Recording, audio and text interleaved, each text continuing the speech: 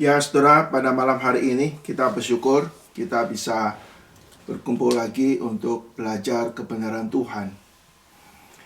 Saudara, malam hari ini kita membahas topik daripada 10 hukum Musa, yaitu hukum Allah yang diberikan kepada Musa sebagai standar atau ketetapan Tuhan yang harus diajarkan kepada umat Allah dan juga untuk kita hari ini sebagai gereja Tuhan. Dan kita sudah masuk kepada hukum yang ketujuh, yaitu bicara mengenai hukum moral, yaitu jangan berzina. Ini tema yang serius dan juga sebetulnya tema yang bisa dibahas luas sekali ya. Kita bisa membahas sampai mungkin 5-6 kali pertemuan. Tapi mungkin saya akan batasin saja untuk beberapa hal yang akan kita bahas hubungan dengan topik ini. Saudara, kalau kita melihat di seluruh Alkitab Alkitab ada banyak pelajaran-pelajaran yang positif, yang baik, yang patut kita teladani.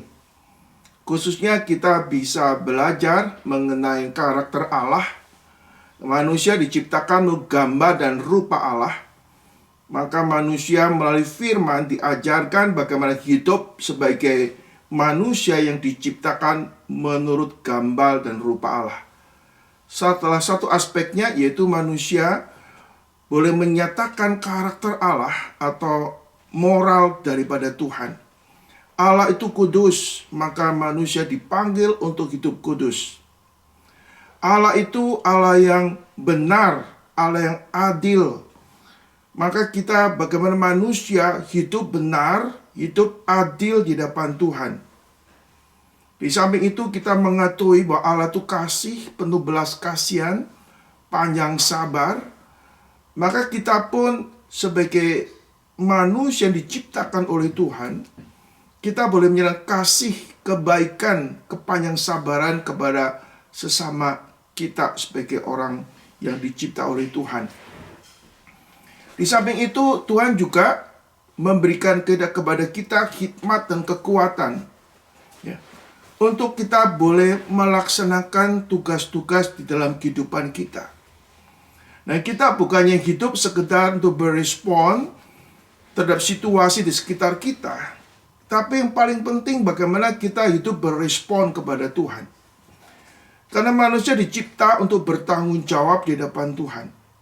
Bahkan manusia harusnya menyadari bahwa kita ada di dalam dunia ini sebagai wakil Tuhan, representatif Allah. Kita sebagai wakil Allah untuk melakukan kehendak Allah di bumi seperti di surga. Sehingga ada dua hal yang mendasar manusia dicipta oleh Tuhan untuk memancarkan kemuliaan Tuhan dengan hidup bermoral, hidup memiliki kerohanian yang baik, yang menyatakan karakter daripada Allah. Demikian manusia diciptakan sebagai wakil Allah untuk mengerjakan pekerjaan Allah di bumi ini. Kita menggenapi rencana kehendak Allah di dalam kehidupan saudara dan saya. Dan Allah sudah memberikan kitab suci untuk memberikan petunjuk kepada kita bagaimana kita hidup sebagai makhluk yang bermoral dan makhluk yang punya dignity untuk melakukan kehendak Allah.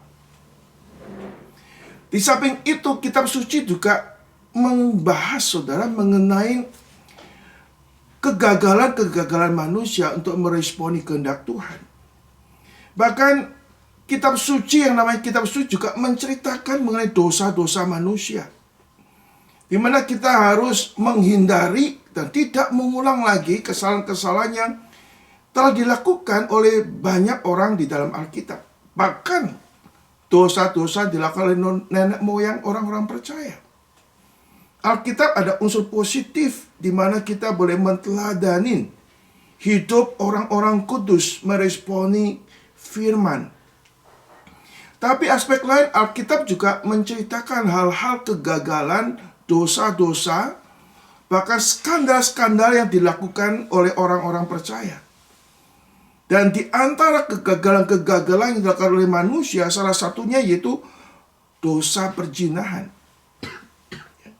Ada suatu komentator mengatakan bahwa mungkin 50% lebih ya, laki-laki itu jatuh di dalam dosa perzinahan. Yang wanita mungkin lebih kecil, 30% wanita pernah jatuh di dalam dosa perzinahan. Ini secara universal. Ini menjadi dosa yang ada di dalam hidup manusia.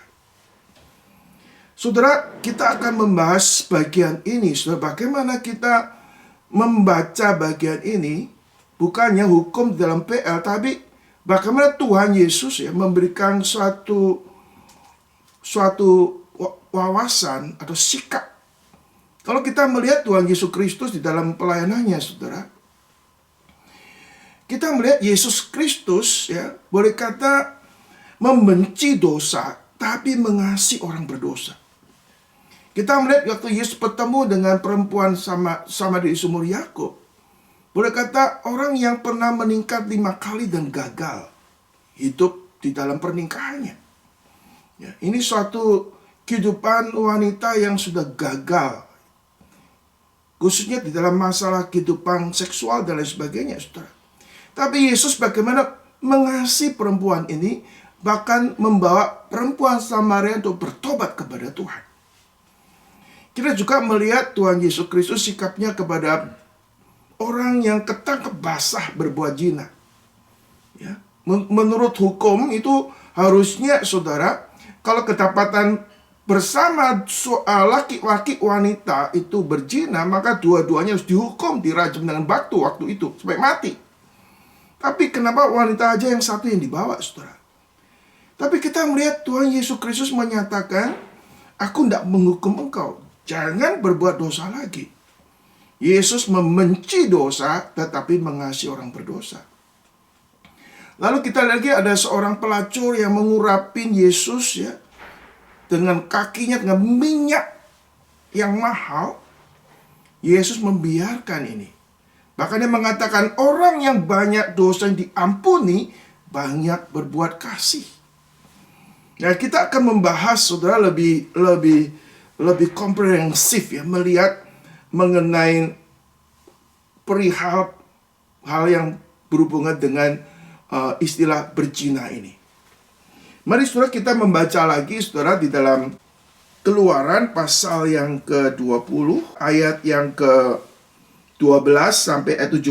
Saya akan membacakan sekilas. Hormatilah ayahmu dan ibumu supaya lanjut umurmu di tanah yang diberikan Tuhan Allahmu kepadamu.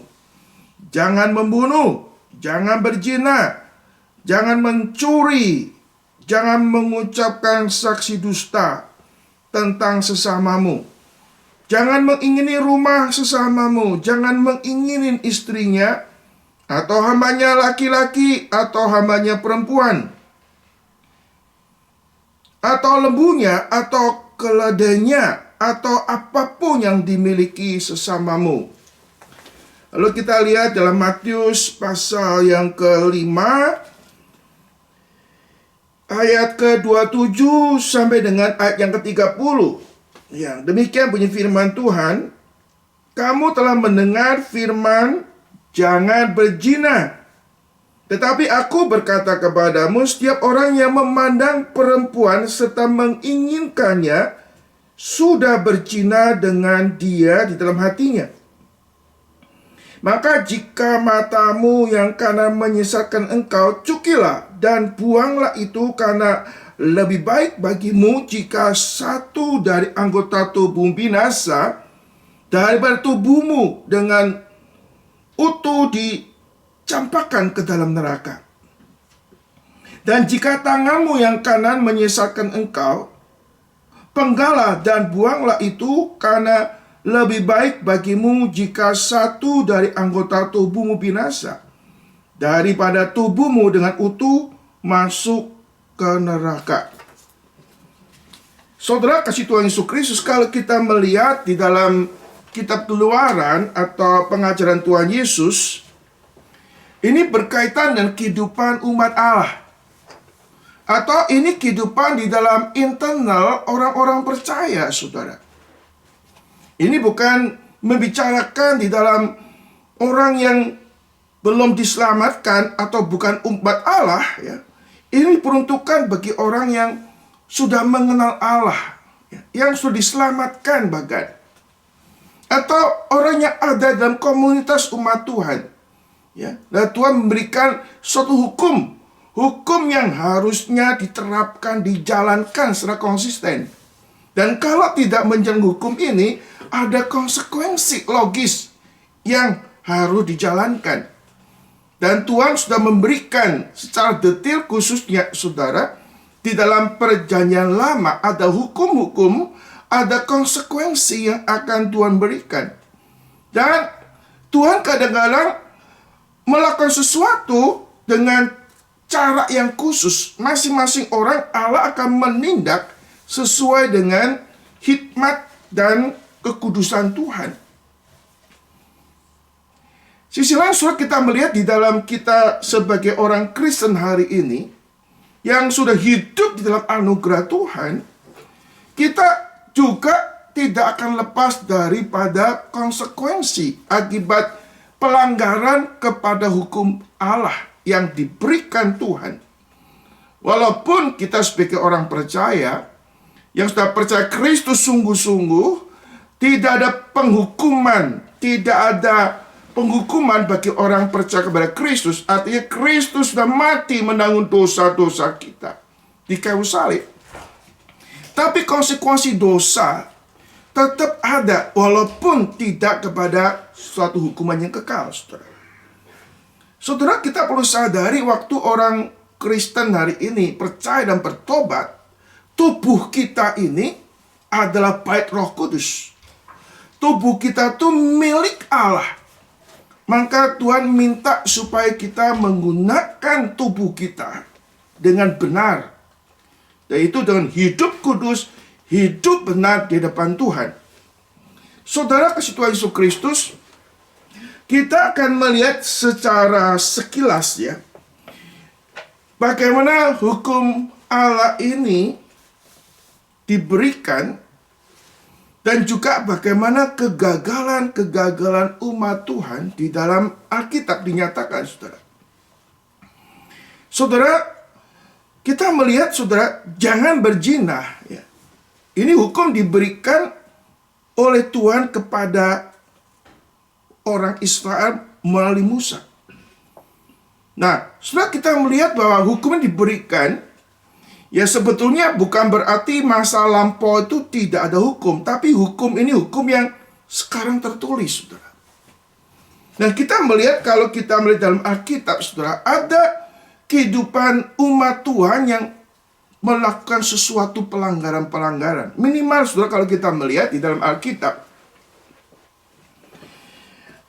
ada 7 dosa perzinahan yang dilakukan di dalam kehidupan orang percaya, saudara, atau yang disinggung di dalam Alkitab. Saudara, pertama kita melihat, saudara, adanya perzinahan yang dilakukan. Kita melihat skandal dari Lot dan putri-putrinya. Kita mengetahui tahu kisah Lot, saudara. Lot adalah keponakan Abraham. Tapi kemudian oleh karena Lot hatinya lebih tertarik hal-hal dunia, lalu dia meninggalkan Abraham, pergi ke Sodom dan Gomora. Kita tahu Sodom dan Gomora adalah tempat orang berdosa. Dan di situ akhirnya kita melihat Sodom dan Gomora dibinasakan oleh Tuhan. Tapi Tuhan menyelamatkan Lot dan keluarganya. Tapi kemudian istrinya menengok ke belakang jadi tiang garam. Lalu dalam kesendirian, Lot bersama dengan putrinya tinggal di satu tempat. Nah, di situ terjadi skandal, di mana anak atau dua putri Lot bikin mabuk ayahnya sendiri.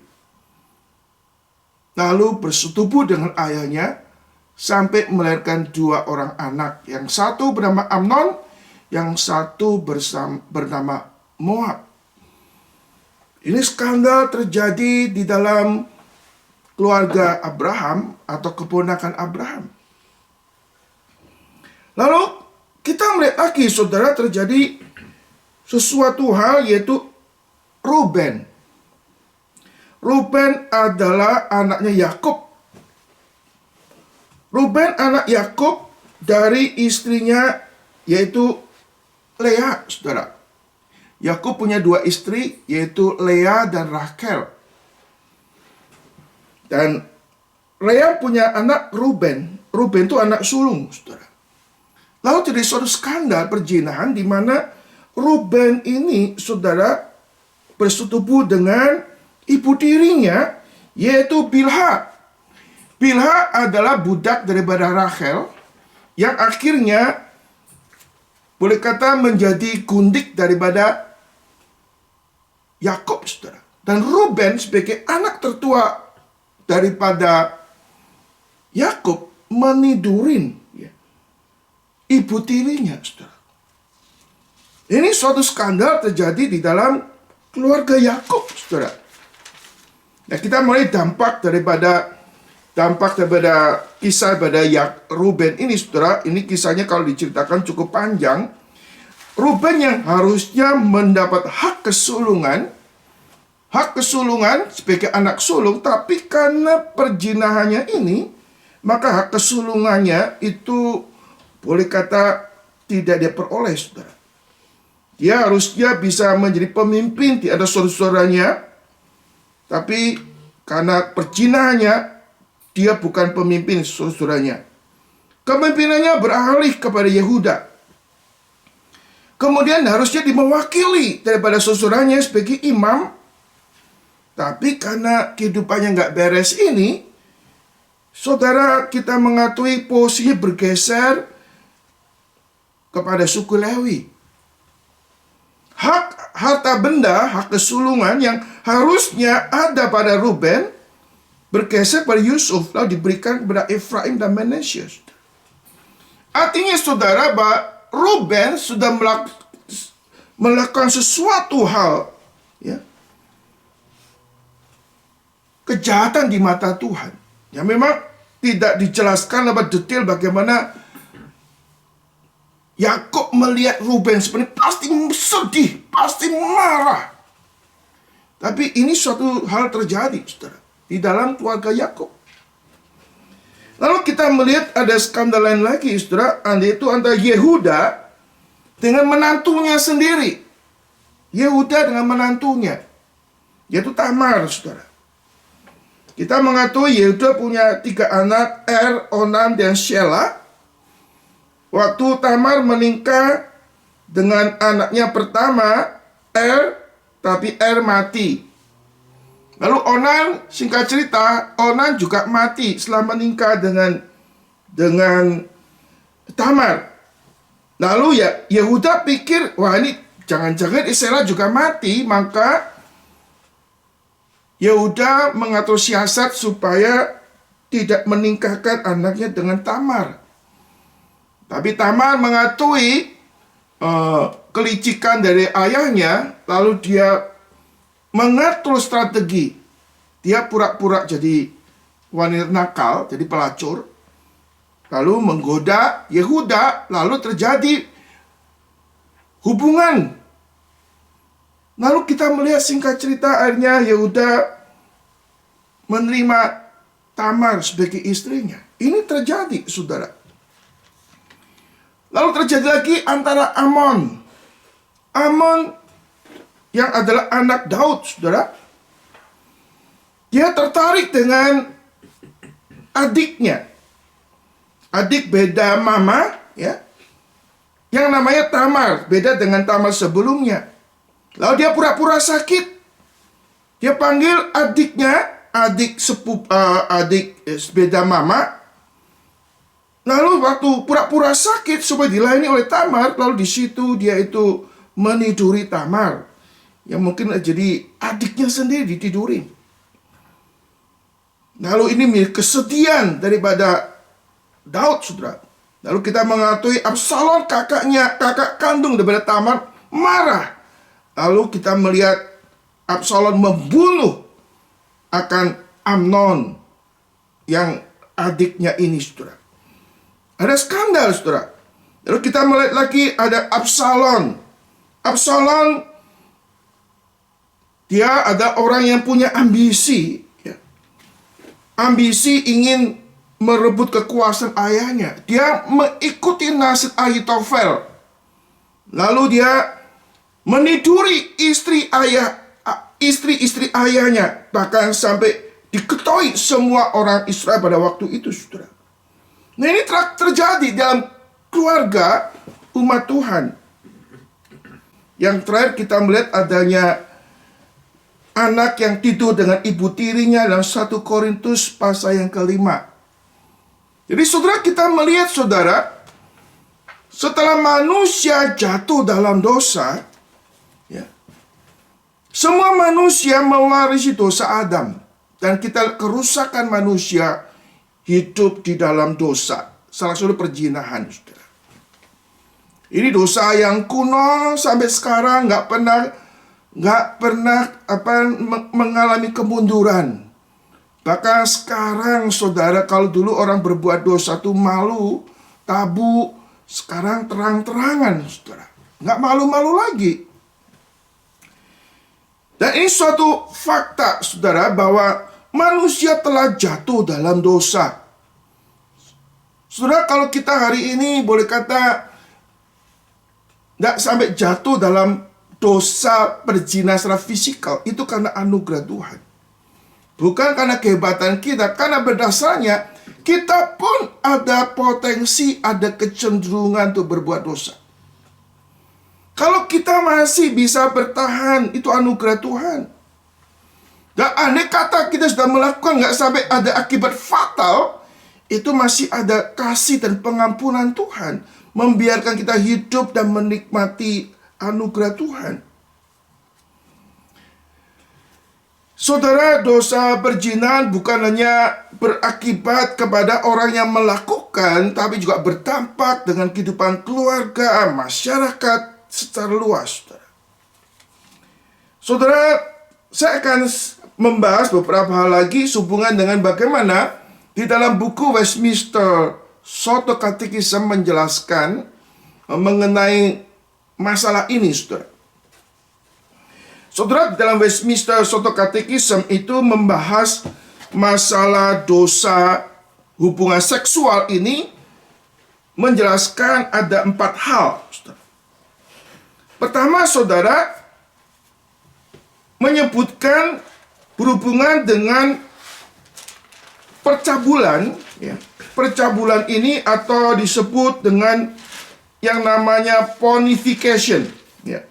Pornification yaitu berhubungan dengan dosa percabulan, yaitu ya ini antara fornication dengan adultery itu berbeda.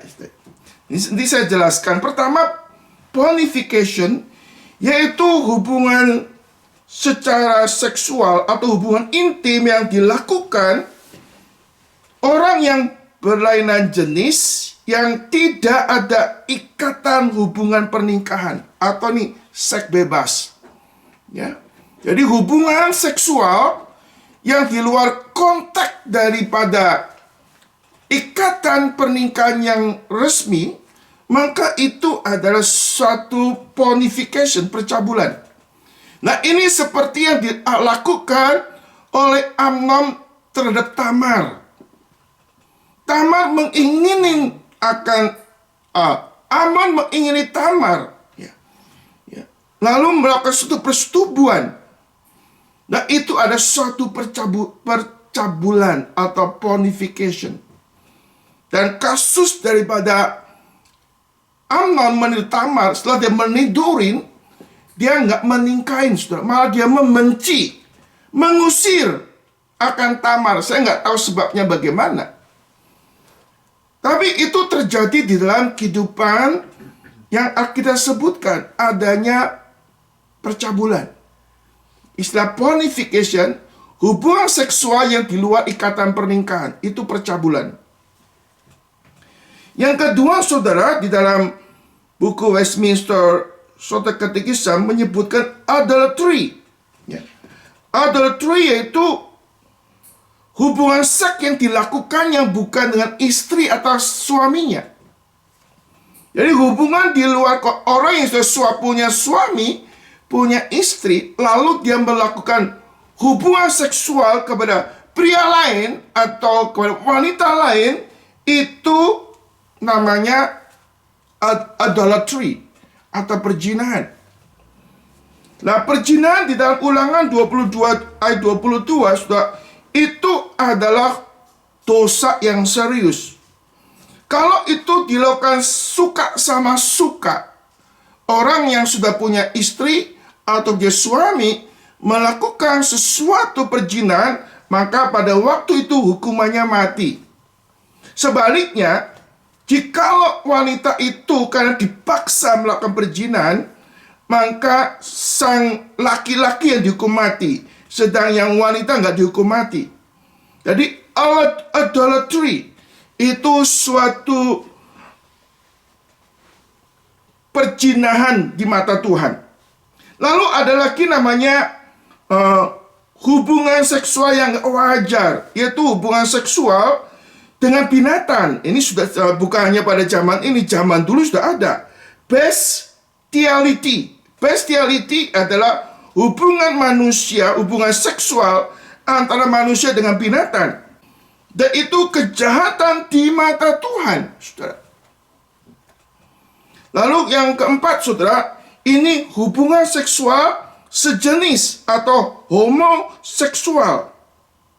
Di dalam Imamat 18:22, janganlah engkau tidur dengan laki-laki secara orang bersetubuh dengan perempuan, karena itu kekejian di mata Tuhan. Zaman Yunani kuno dan zaman Romawi, praktek-praktek demikian itu begitu banyak, saudara. Saudara, ini hal-hal yang terjadi di dalam kehidupan manusia, bahkan sampai hari ini, saudara. Baik dosa percabulan, dosa perzinahan, atau dosa homoseksual atau lesbian, ya apalagi sekarang dalam perkembangannya, saudara. Kalau dulu orang berbuat dosa itu malu-malu atau dianggap tabu, sekarang mereka terang-terangan, bahkan mayoritas orang setuju, bahkan beberapa negara melegalisasi semuanya ini, saudara. Dan inilah keadaan manusia pada zaman ini, saudara.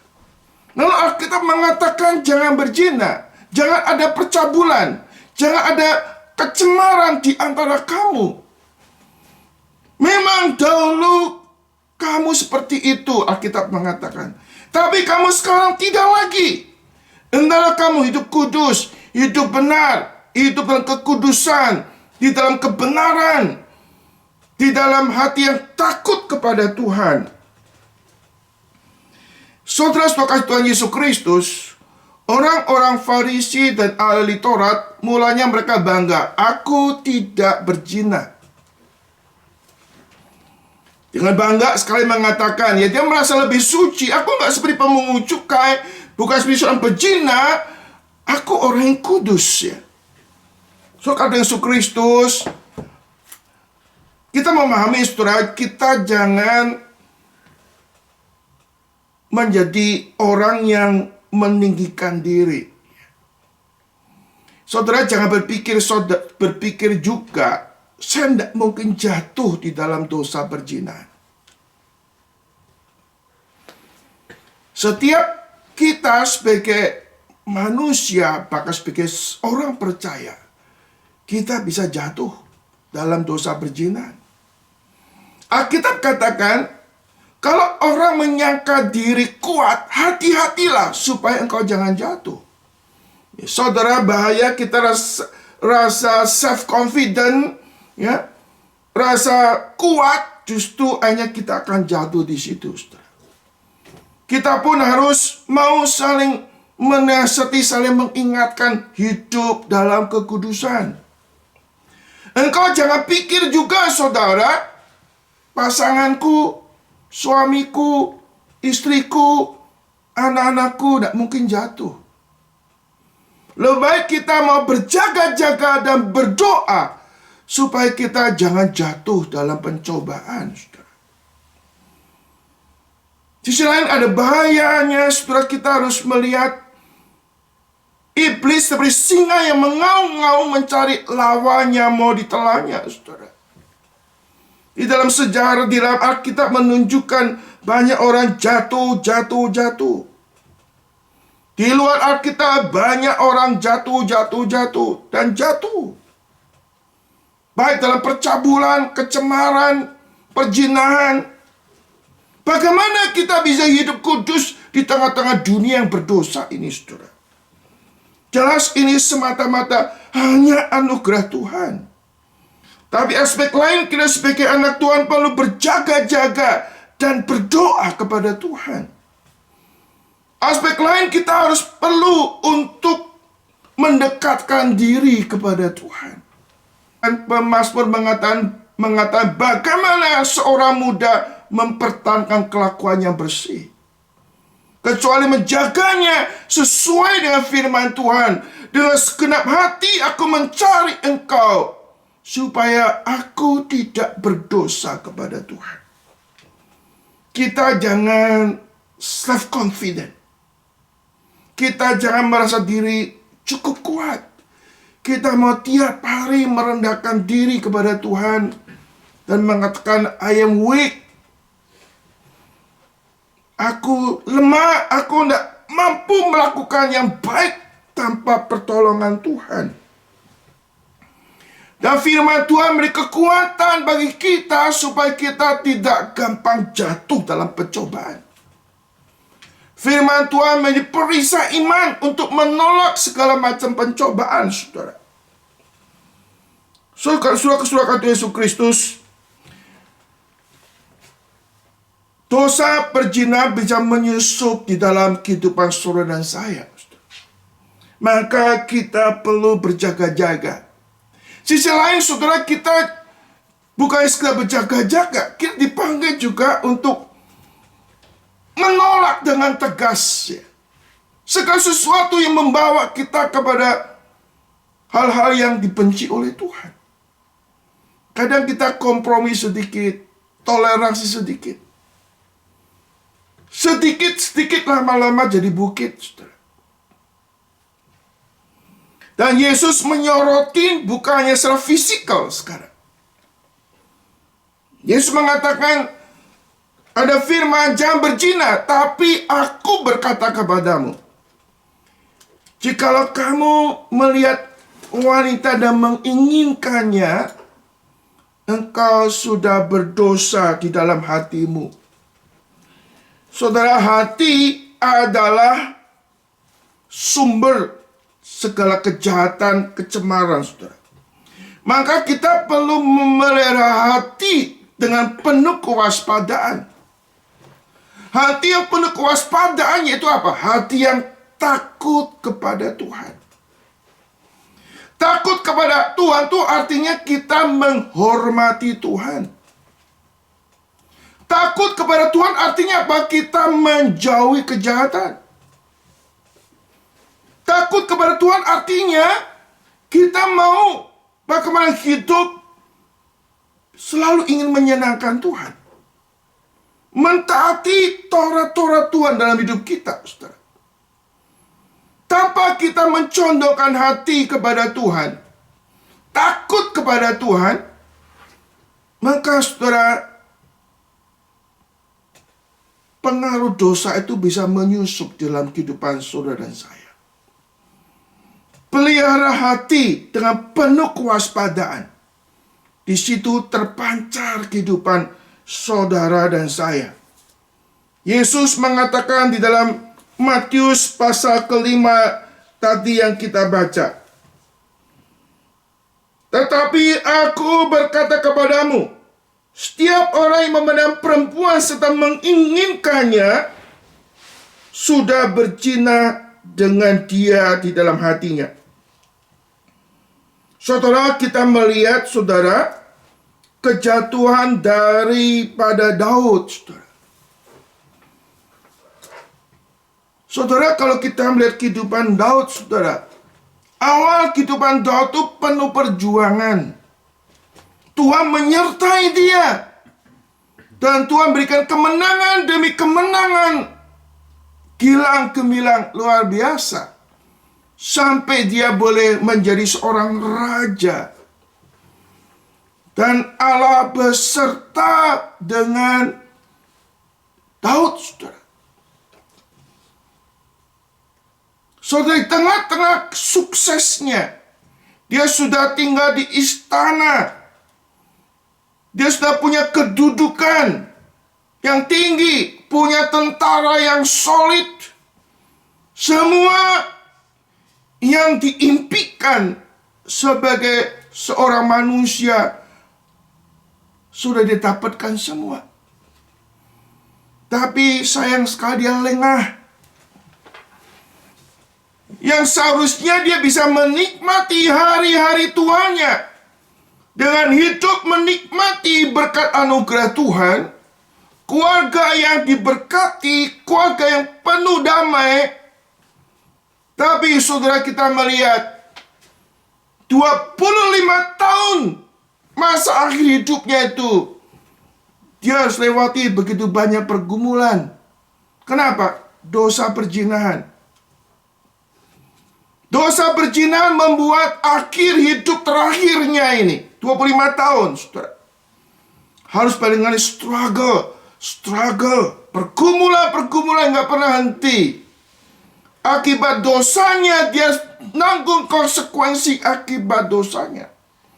Memang Tuhan mengampuni, Tuhan tetap memelihara, tapi konsekuensi dosa dia harus tanggung. Dan begitu banyak masalah yang harus dihadapi dalam kehidupannya, saudara. Saudara, kita mau belajar dari kejatuhan daripada Daud, saudara, supaya kita boleh waspada pada hari ini, saudara. Daud melakukan perzinahan. Bahkan, saudara, dia akhirnya melakukan satu pembunuhan. Untuk menutupi dosanya, dia membunuh suami daripada Batseba, Uria. Ada seorang penafsir yang mengatakan, saudara, dosa yang dilakukan oleh yang namanya Daud dari dosa perzinahan merembet ke 5 dosa yang lain, saudara. Saudara, waktu Daud berdosa, itu ada dosa pembunuhan, dosa perzinahan, dosa pencurian yang dicuri istri orang lain, dosa berbohong, dan dosa mengingini istri orang lain. Sekaligus perbuatan dosa yang dilakukan oleh Daud ini, 5 hukum Allah dilanggar semuanya. Siapa Daud? Daud orang percaya Tuhan, orang punya posisi penting, tapi dia melakukan suatu dosa yang serius sekali, yang mencakup 5 dosa. Saudara, ingat, kita waktu berdosa 1 merembet, saudara, dari dosa berzina, dosa membunuh, dosa mencuri, dosa mengingini, dosa berbohong. Satu perbuatan dosa membuat kita beranak cucu melakukan perbuatan dosa. Saudara, kata Yesus Kristus, bagaimana Daud bisa jatuh, saudara? Saudara, kita ingat kisahnya ya, waktu Daud duduk di sotoh rumah, menikmati, rileks, santai. Kesantaiannya ini sudah bukan santai biasa sebetulnya. Dia santai yang seharusnya dia nggak boleh santai. Jenderalnya, anak buahnya sedang perang. Harusnya Daud ada dalam medan peperangan. Tapi dia tidak melaksanakan kewajibannya. Sehingga dia mengambil waktu untuk kesenangannya sendiri. Ingin santai, ingin rileks. Lalu waktu di sotoh rumah, dia melihat ada istri orang lain itu sedang mandi, saudara. Harusnya saudara waktu dia lihat, dia sudah berhenti. Jangan lihat. Tapi dia melayani. Dia melayani penglihatannya dari melihat, dari ngintip, melotot, lalu mengingini. Ini dosa mengingini. Yesus mengatakan, kalau kamu melihat wanita mengingini, engkau sudah dosa di dalam pikiranmu. Saudara, ini dosa in your mind, tinggal dosa in action. Tapi Yesus mengatakan, kamu menginginin wanita yang bukan istri kamu. Kau sudah berzina dalam hati kamu. Yesus melihat kekudusan hati, bukan hanya kekudusan tingkah laku belaka. Yesus melihat hati manusia. Daud hatinya nggak mau dijaga. Ada waktu santai sampai dia tuh nggak peduli sama Tuhan. Hati-hati, saudara. Banyak orang ingin menikmati kesenangan hidup santai, menikmati kenyamanan dalam hidup sampai melupakan Tuhan. Melupakan kehadiran Tuhan. Sampai nggak ada rasa takut kepada Tuhan. Orang yang mulai menipis kesadarannya akan Allah, maka dosa itu gampang menyusup, saudara. Maka penting sekali kita membangun hubungan, relasi dengan Tuhan terus-menerus. Dan jangan bosan-bosannya kita membangun relasi dengan saudara-saudara seiman yang takut kepada Tuhan. Tapi Daud waktu itu, saudara, dia ingin rileks,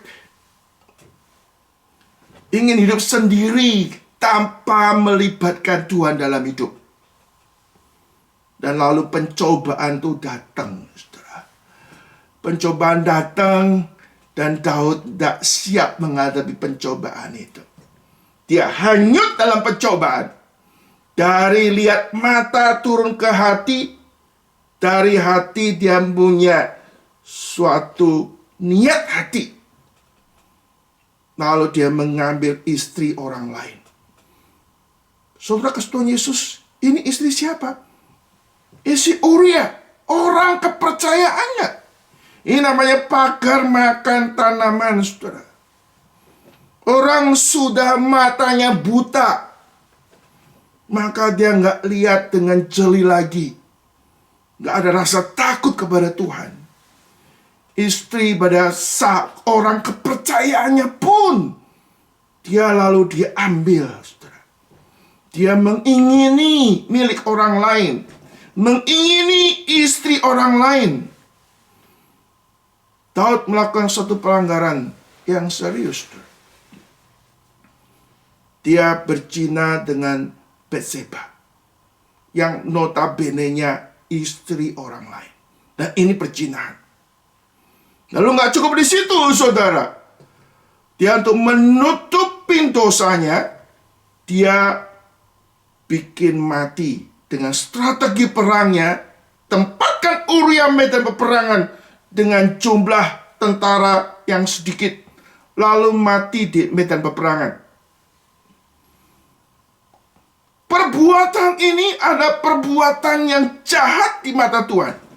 Suatu kekejian di mata Tuhan yang dilakukan oleh Daud. Daud orang yang dipakai Tuhan. Tapi Alkitab memberitahu kepada kita, dia melakukan kekejian di mata Tuhan. Nah, saudara tahu berapa lama Daud itu menyimpan dosa? Berapa lama Daud tidak bertobat, tidak mau mengaku dosa? Berapa lama dia menyimpan dosa, saudara? Minimal, saudara, sampai pada saatnya Nathan menegur Daud, maka ada 9 bulan lebih dia hidup di dalam kepura-puraan, tidak ada masalah. Selama 9 bulan dia bisa menyimpang. Dia tidak bertobat, dia tidak mengaku dosa. Dia rasa nggak ada masalah. Semua oke, semua terkendali. Sementara itu Daud sebetulnya sedang bermasalah dengan Tuhan. Saudara, secara kelihatan manusia semua oke.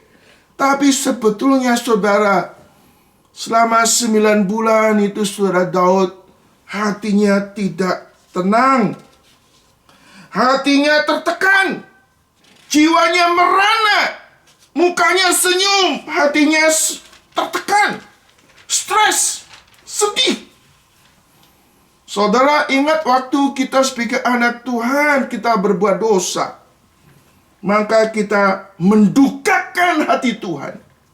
Dan sekaligus kita mendukakan Roh Kudus yang dimeteraikan dalam hati kita menjadi milik Tuhan tuh. Kita mendukakan Roh Kudus, kita mendukakan hati Allah. Kita sedang melakukan suatu kejahatan di mata Tuhan. Saudara, kata Tuhan Yesus Kristus, dan orang kalau sudah seperti ini, kita melihat digambarkan di dalam Mazmur nomor 32. Saudara, hati daripada Daud itu selama 9 bulan lebih. Hatinya merana. Coba kita lihat di dalam Mazmur nomor 32. Ayat 3 dan 4. Selama aku berdiam diri, tulang-tulangku menjadi lesu karena aku mengeluh sepanjang hari. Sebab siang malam tanganmu menekan aku dengan berat. Sumsumku menjadi kering seperti oleh teriknya musim panas. Ya, saudara, Daud mengalami depresi selama 9 bulan, saudara. Saudara, kadang-kadang kita berpikir, kalau orang itu berbuat dosa, sudah stres, tendensinya, saudara, kadang dosa itu bisa membawa manusia datang kepada Tuhan, minta pengampunan Tuhan, minta dipulihkan oleh Tuhan. Tapi saudara, secara alami orang berbuat dosa cenderungnya itu menjauh sama Tuhan. Orang berbuat dosa cenderung menjauh sama Tuhan. Dan orang berbuat dosa akhirnya tidak menikmati Tuhan. Kadang-kadang saudara, ada besarnya orang masih menyimpan dosa. Ke gereja pun gelisah. Dengan firman Tuhan, hatinya nggak nyaman. Kenapa? Ada ganjalan. Ada dosa yang menekan jiwanya. Hatinya seperti tanah yang berbatu. Nggak siap mendengar firman. Ada tuduhan-tuduhan hati nurani yang buatnya nggak jiwa, nggak tenang. Nah, orang ini kadang-kadang saudara gampang begitu cepat untuk bolos dan tidak mementingkan Tuhan. Karena bagi dia kehadiran Tuhan tidak membuat dia nyaman. Saudara, ini hal yang serius, saudara. Kadang-kadang dosa yang kecil yang dilakukan oleh kita, bukan kecil atau besar, itu dosa di mata Tuhan. Itu dosa yang kecil itu bisa berdampak besar, membuat hidup kita makin jauh sama Tuhan. Engkau gak menikmati kehadiran Tuhan, dan kita akan gampang kompromi dengan dosa, dengan dosa-dosa yang lain, dan kondisinya akan tambah parah. Dosa satu menggelinding ke dosa yang kedua, dosa ketiga, saudara. Sehingga kecuali ada anugerah Tuhan, maka saudara, orang yang berbuat dosa cenderung makin jauh dan makin tersesat, saudara. Daud selama 9 bulan hati tertekan, tidak menikmati Tuhan, Mungkin dia masih melakukan ritual, ikut ibadah, ikut banyak acara rohani. Tapi hatinya nggak nyaman. Tuhan menekan jiwanya. Tuhan tidak memberikan sejahtera.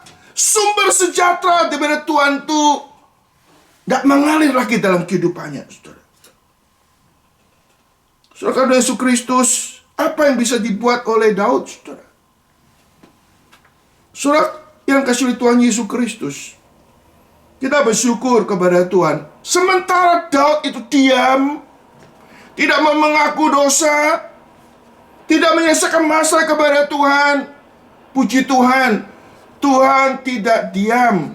Tuhan tidak diam. Tuhan menunggu Daud itu bertobat. Tuhan memakai Nabi Nathan untuk menegur, saudara. Saudara, kalau Nabi Nathan tidak menegur Daud, saudara, maka Daud seperti masuk ke liang kubur, hidupnya makin sulit. Teguran itu satu anugerah, saudara. Saudara, kalau masih kita kadang-kadang, saudara, ada teman-teman kita yang makin jauh sama Tuhan, makin kompromi dengan Tuhan, makin kompromi dengan dosa, makin tidak mengutamakan Tuhan, makanya ingin menikmati kesenangan, ketenangan hidup. Kita harus mendoakan saudara-saudara kita ini. Karena mungkin ada dosa yang terselubung dalam jiwanya, yang belum dibereskan. Kita bukan menghakimi, kita bukan untuk prejudis sama saudara-saudara kita, tapi kita mengasihi mereka, supaya mereka boleh mendapatkan pertolongan daripada Tuhan. Saudara-saudara Tuhan Yesus Kristus, kita melihat Tuhan memakai Nabi Nathan untuk menegur Daud, saudara. Saudara Yesus Kristus, orang kalau ditegur, wah, kadang-kadang kita orang ditegur bisa membenarkan diri atau melawan saudara yang menegur, saudara. Tapi, saudara, sahabat yang baik memukul dengan maksud yang baik, saudara. Seorang musuh kadang merayu-rayu kita baik-baik. Saudara, kita kadang-kadang waktu menegur itu nggak enak. Tapi saudara kita tuh perlu, saudara, mendapat teguran, nasihat, supaya mereka boleh kembali kepada Tuhan. Karena pada naturnya orang berdosa makin jauh sama Tuhan. Kecuali ada intervensi Tuhan. Dan Tuhan bisa memakai kita untuk mengingatkan saudara kita untuk kembali kepada Tuhan. Saudara, kita melihat di dalam peristiwa daripada bagaimana Tuhan memakai akan Nathan untuk menegur Daud. Mari kita lihat di dalam 2 Samuel pasal yang ke-12 ayat 1 sampai ke-14. Tuhan mengutus Nathan kepada Daud. Ia datang kepada Daud dan berkata kepadanya, ada 2 orang dalam suatu kota, yang seorang kaya, yang lain miskin. Si kaya mempunyai sangat banyak kambing, domba, dan lembu sapi. Si miskin tidak mempunyai apa-apa selain dari seekor anak domba betina yang kecil yang dibeli dan dipeliharanya. Anak domba itu menjadi besar padanya bersama-sama dengan anak-anaknya, makan dari suapannya dan minum dari pialanya dan tidur di pangkuannya seperti anak perempuan baginya. Pada suatu waktu orang kaya itu mendapat tamu, dan ia merasa sayang mengambil seorang dari kambing dombanya atau lembunya untuk memasaknya bagi pengembara yang datang kepadanya itu. Jadi ia mengambil anak domba betina kepunyaan si miskin itu dan memasaknya bagi orang yang datang kepadanya itu. Lalu Daud menjadi sangat marah karena orang itu, dan ia berkata kepada Nathan, demi Tuhan yang hidup, orang yang melakukan itu harus dihukum mati. Dan anak domba betina itu harus dibayar gantinya 4 kali lipat, karena ia telah melakukan hal itu dan oleh karena ia tidak kenal belas kasihan. Kemudian berkatalah Natan kepada Daud, "Engkaulah orang itu. Beginilah firman Tuhan, Allah Israel. Akulah yang mengurapi engkau menjadi raja atas Israel, dan akulah yang melepaskan engkau dari tangan Saul. Telah kuberikan istri rumah tuanmu kepadamu, dan istri-istri tuanmu ke dalam pangkuanmu. Aku telah memberikan kepadamu kaum Israel dan Yehuda, dan seandainya itu belum cukup, tentu kutambahkan lagi ini dan itu kepadamu.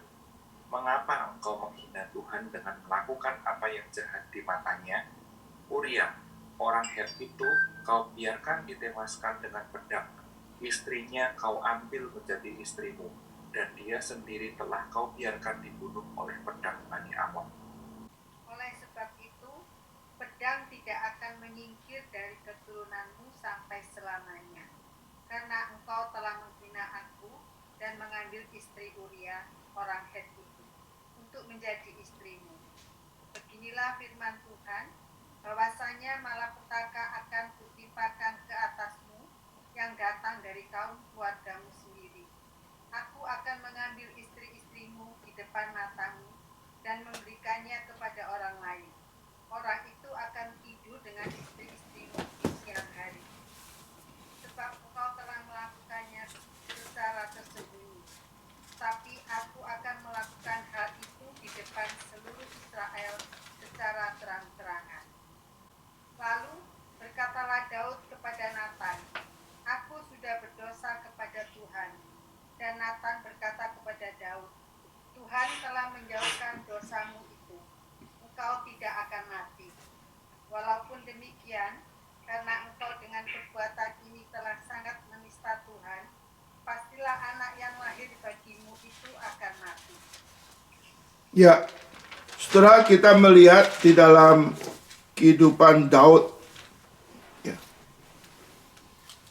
Daud telah melakukan pelanggaran kepada hukum yang ketujuh, yaitu dia berzina, mengambil istri orang lain, bahkan membunuhnya. Dan ini ada sesuatu kekejian di mata Tuhan. Hanya oleh anugerah Tuhan, Tuhan memakai Natan untuk menegur, sehingga Daud boleh bertobat di depan Tuhan. Ini suatu anugerah Tuhan. Tuhan mengampuni dan memulihkan kehidupan daripada Daud, khususnya di dalam hidup rohaninya. Tuhan mengampuni, Tuhan menerima kembali. Daud dengan rendah hati terima teguran Tuhan dan mau terima konsekuensi akan akibat dosa yang dia lakukan. Kita melihat, saudara, Tuhan yang berinisiatif membuat Daud itu boleh terima teguran. Dan Tuhan memberi kesempatan Daud untuk bertobat. Tapi kita lihat sisi lain, saudara. Ada konsekuensi yang harus dia terima, saudara. Alkitab katakan di dalam Galatia, saudara, jangan sesat, Allah tidak membiarkan dirinya dipermainkan. Apa yang kau tabur akan engkau tuai, saudara. Maka kita melihat saudara, peristiwa ini terjadi 25 tahun sebelum Daud mengalami kematian. Boleh kata pada masa dia sudah puncak, dia lengah dalam hidupnya. Dia melakukan sesuatu yang bodoh, tidak menghormati Tuhan, menghina Tuhan dengan berbuat berzina, saudara. Dan kita melihat konsekuensinya apa, saudara? Pedang tidak akan lari seumur hidupmu. Dan mulai hari itu, begitu banyak hal yang harus diterima sebagai akibat konsekuensi logis, saudara. Alkitab katakan, jangan anggap enteng didikan Tuhan, Dan jangan putus asa jika engkau diperingatkan. Karena Tuhan mengajar orang dikasihinya. Adakah seorang ayah yang tidak mengajar anak-anaknya? Jikalau kamu anak, pasti akan terima disiplin daripada Tuhan. Saudara-saudara Tuhan Yesus, Yesus mengingatkan kepada kita supaya kita bagaimana menjaga hati kita. Firman Tuhan mengatakan ada tertulis atau ditulis, jangan berzina. Tapi katakan, jikalau kau melihat wanita lain yang bukan istrimu dan menginginkannya, maka kau sudah berzina dalam hatinya. Bagaimana kita perlu pelihara hati takut kepada Tuhan. Dan jikalau kita sudah berdosa, maka Tuhan katakan, cukil. Jika matamu menyesatkan engkau, cukil, buang. Lebih baik engkau dengan mata satu masuk di dalam surga daripada utuh tubuhmu. Ini bukan berarti secara hurufiah, saudara. Tapi Tuhan ingin kita ini segera bertobat. Kita mau mengakui kesalahan kita. Kita mau minta Tuhan memulihkan hidup kita. Selebihnya kita perlu menjaga hidup kita. Hidup yang takut kepada Tuhan. Hidup yang selalu mau bergantung kepada Tuhan. Jangan merasa diri kuat. Jaga-jagalah supaya engkau jangan jatuh ke dalam pencobaan. Saudara-saudara Tuhan Yesus Kristus, perkataan Tuhan Yesus menjadi peringatan kepada kita, saudara. Di dalam dunia yang makin modern, dosa sudah tidak dianggap dosa. Yang tabu, sudah tidak tabu lagi, bahkan dilegalisasi. Kita bukan hanya memperhatikan kehidupan saudara dan saya. Kita perlu memperhatikan keluarga kita, anak-anak kita. Sambil kita bukan hanya menjaga anak kita, kita menjaga diri. Supaya kita nggak jatuh ke dalam pencobaan. Dengan maraknya teknologi, adanya pornografi, kehidupan yang bebas. Saudara kami Yesus Kristus, kita makin hari hidup tidak mudah di tengah-tengah dunia yang berdosa. Kita seperti domba tengah-tengah serigala. Itu membuat saudara, kita perlu sebagai anak Tuhan, kita perlu menjalin relasi Tuhan dengan terus menerus. Bagaimana kita memelihara hidup kita depan Tuhan? Seperti Mazmur mengatakan, bagaimana seorang muda mempertahankan kelakuan bersih dengan menjaganya sesuai dengan firman Tuhan. Dengan segenap hati aku mencari Engkau, supaya aku tidak berdosa kepada Tuhan. Tubuh kita adalah bait Roh Kudus. Jangan sampai kita masuk di dalam dosa, percabulan, perzinahan, atau kecemaran. Kuduslah aku, seperti aku kudus. Demikian firman Tuhan. Hendaklah kamu kudus dalam seluruh hidupmu, sama seperti Dia yang kudus yang memanggil kamu. Kita kalau hari ini sebagaimana ada sampai sekarang, karena belas kasihan Tuhan. Aspek lain saudara, kalau kita melihat saudara kita sudah jatuh di dalam percabulan atau perzinahan atau kecemaran, saudara, cenderung orang seperti ini makin hari makin jauh sama Tuhan. Kecuali kita sebagai saudara seiman berdoa minta kuasa, urapan Tuhan untuk menegur, untuk menasihati, supaya saudara kita berbalik kepada Tuhan. Kalau enggak, dosa itu akan merembet, saudara. Bukannya merusak hidupnya, akan berdampak di dalam banyak hal. Minggu depan kita akan membahas dampak-dampak dosa yang dialami oleh Daud, supaya kita bisa lebih waspada. Lalu bagaimana Daud menerima pengampunan Tuhan dan dipulihkan oleh Tuhan. Kita akan membahas secara mendetail bagaimana kehidupan Daud, sehingga Daud boleh dipulihkan oleh Tuhan. dan akhirnya dia boleh mengalami pengampunan dan pertolongan Tuhan di dalam kehidupannya.